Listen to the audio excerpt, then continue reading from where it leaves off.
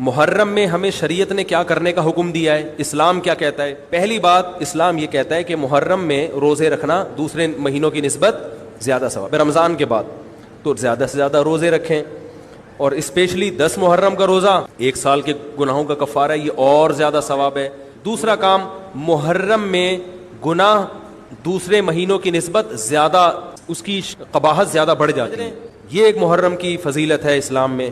اور تیسری فضیلت جو محرم میں کرنے کا کام ہے، وہ بعض احادیث میں آتا ہے کہ آپ صلی اللہ علیہ وسلم نے ارشاد فرمایا کہ عاشورہ کے دن اپنے اہل و عیال پر دسترخوان کو وسعت دو، اس سے رزق میں برکت ہوتی ہے۔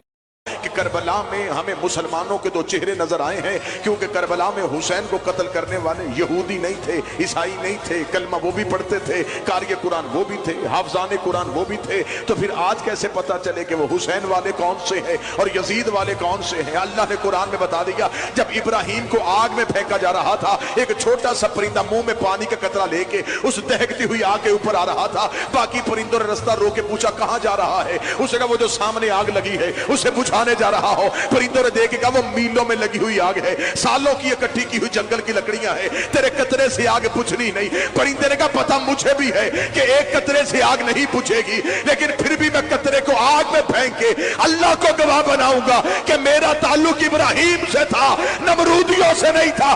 ذکر حسین میں آیا کر تاکہ اللہ کو گواہ بنائے تیرا تعلق حسین سے تھا، یزیدیوں سے نہیں تھا۔